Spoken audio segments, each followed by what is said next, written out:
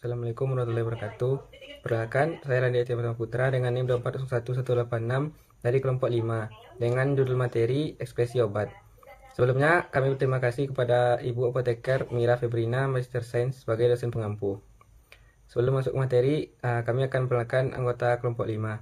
Yang pertama itu ada Anissa Rahma, Aulia Putri, Esi Yosefin, Herida Yogi Noviana, Nadia Arifah, Tengku Atika Sari Ramadhani, dan Winda Friliska. Baiklah, sekarang masuk ke dalam materi yang akan dibacakan oleh Anissa Rahma.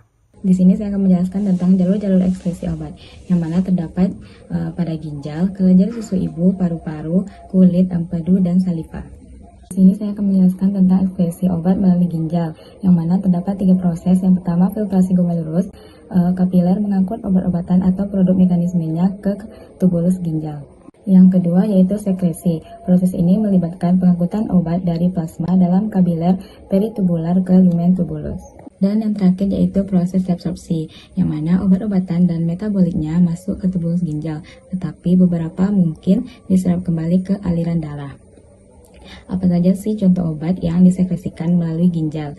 Yaitu ada ibuprofen, metformin, dan allopurinol. Baik, materi selanjutnya ialah tentang renal clearance. Clearance ginjal adalah pengukuran yang digunakan untuk menganalisis dan mempelajari fungsi ginjal. Faktor-faktor yang mempengaruhi renal clearance atau clearance ginjal meliputi usia, jenis kelamin, kesehatan, dan kondisi ginjal. Materi selanjutnya itu mekanisme ekskresi obat melalui kelenjar susu ibu. Yang pertama ada difusi pasif. Difusi terjadi melalui pori-pori pada membran sel, dapat dilalui oleh molekul-molekul kecil saja, seperti metanol, pada pembuluh darah kapiler dan limfe yang memiliki pori-pori yang cukup besar sehingga dapat dilalui oleh molekul yang cukup besar. Obat larut dalam air melalui barrier cairan, sedangkan obat larut lemak melewati membran yang terjadi dari lipid. Yang kedua yaitu difusi dengan bantuan khusus.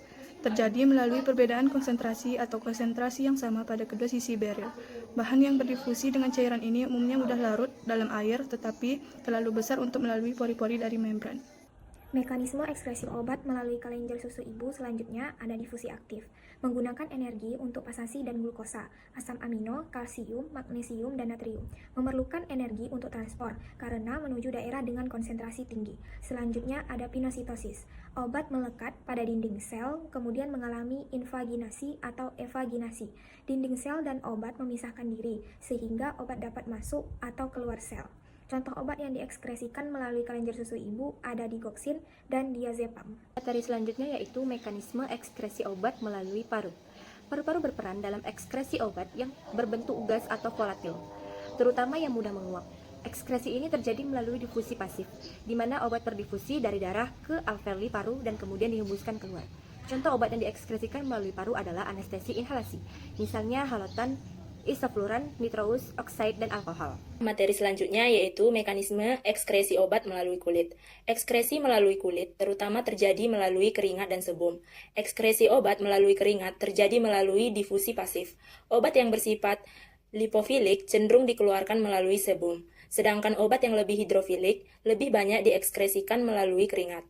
Ekskresi obat melalui kulit juga dapat berkontribusi terhadap bau tubuh yang khas pada beberapa obat tertentu. Contoh obat yang dapat diekskresikan melalui kulit adalah antibiotik seperti tetrasiklin dan obat anti jamur. Ekskresi melalui empedu terjadi di hati, di mana obat atau metabolitnya dikeluarkan ke dalam cairan empedu, yang kemudian diekskresikan ke dalam usus dan dikeluarkan melalui feses. Obat yang telah mengalami konjugasi di hati, misalnya dengan glukuronidasi, sulfatasi, atau asetilasi, lebih mudah diekskresikan ke empedu. Contoh obat yang diekskresikan melalui empedu adalah rifampicin dan morfin. Selanjutnya, mekanisme ekskresi obat melalui saliva.